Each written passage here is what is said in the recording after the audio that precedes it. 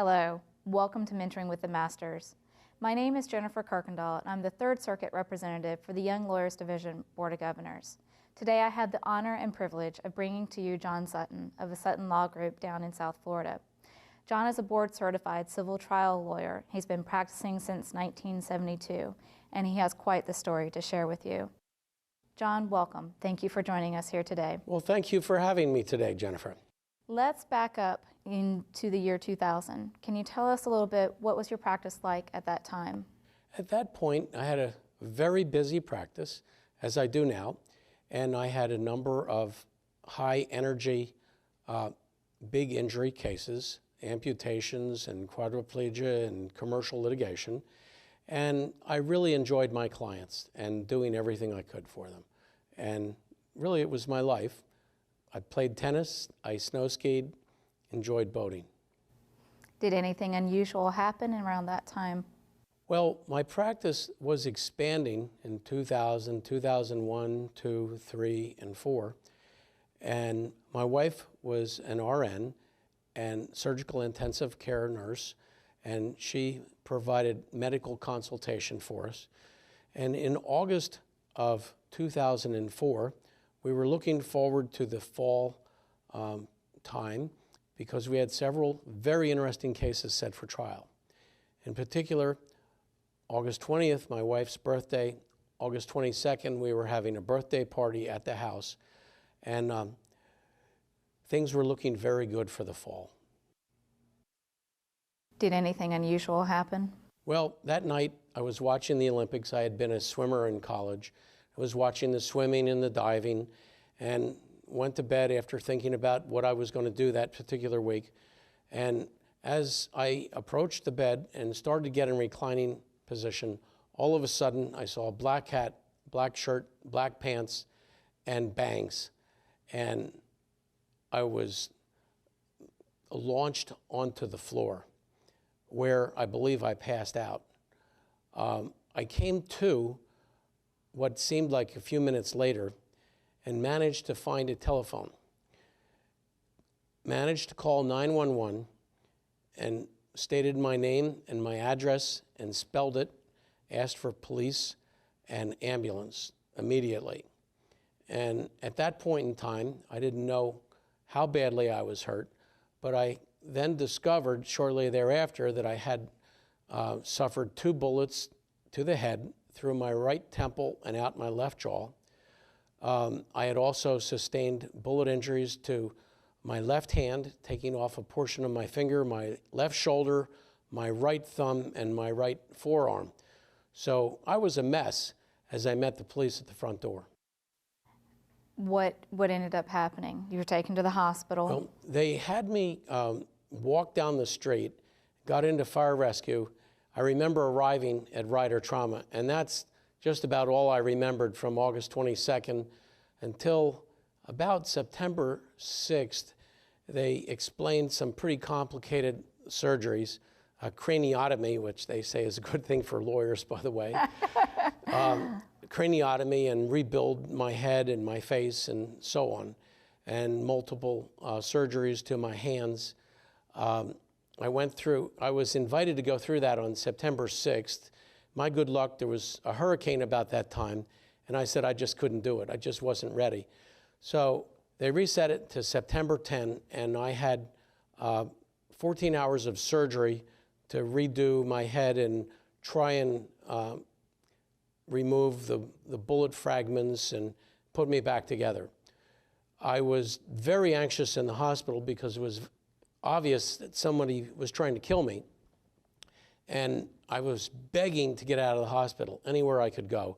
I managed to convince everybody to let me out of the hospital by September 14, at which time I went to a condominium where my wife and I had purchased it for my son and his girlfriend to live in the Coconut Grove area.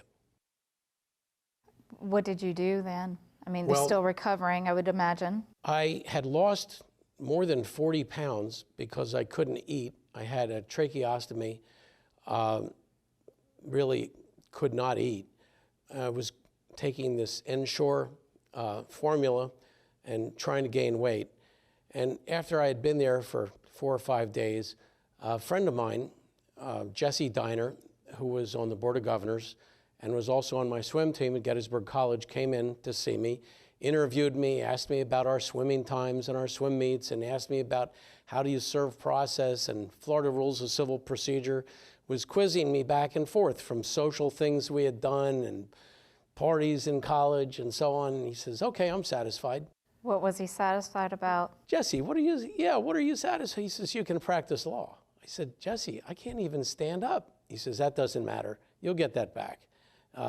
You're alert, you remember, you still know your statutes and your Florida rules of civil procedure, you'll be fine. Well, John, let me ask you that. Had that even occurred to you to go back to the practice of law? I mean, this is an awful thing for anyone to go through. What were you feeling at that point in time? I was really dumbfounded and confused. I barely knew before Jesse got there that I was a lawyer. The other little joke is that I had a little right frontal lobe brain damage, and my neurosurgeon friend said that's also good for lawyers, helps their personality. And I don't mean to put down lawyers, but I am one. At any rate, it was confusing about what I would do. So around September 28th or 30th, I decided, I think I'll get my caregiver to take me over to the office.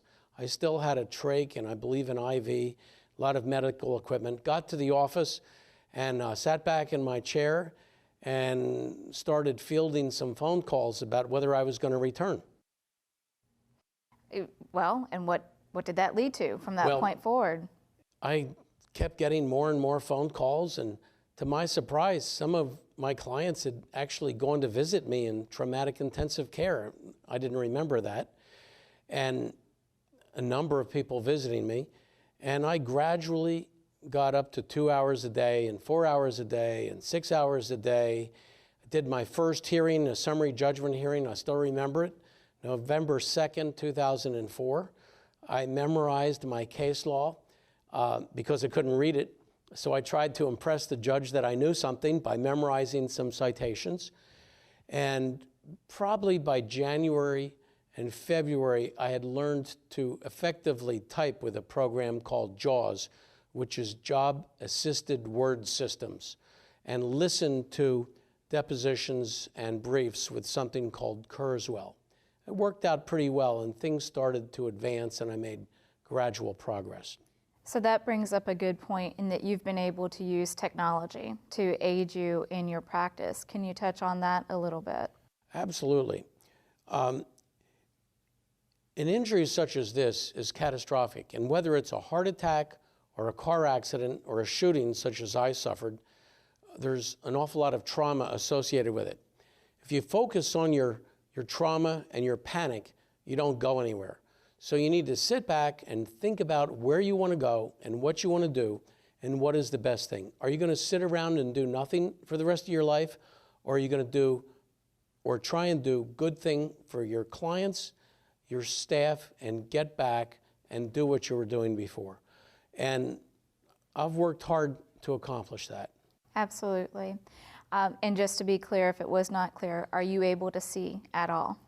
I have virtually no usable vision. I sometimes recognize a big pillar or something that goes by my face, but there's no vision whatsoever. I have become involved with Mass Eye and Ear Infirmary and Scapin's Eye Research, and they're working to regenerate and or correct vision for those who have totally lost their vision. So I've become heavily involved in that. I've returned full-time to work. Regrettably, sometimes I'm working more than 50 hours a week. I'm doing depositions. I've managed to figure out how to try cases by memorizing, by using an iPod and using other technical procedures. And it's working out. It's working out. Well, John, you've certainly overcome a lot. In one of our other videos that we filmed today, in particular, dealt with lawyers who might have problems, whether it's mental health, whether it's substance abuse, narcotics issues. For any lawyer out there that's having a problem, feels like I can't overcome this, what would you tell that person? That's A very good question, and I bet you will not expect this answer. The answer is you need to exercise. So you need to mix your micro activities with macro activities.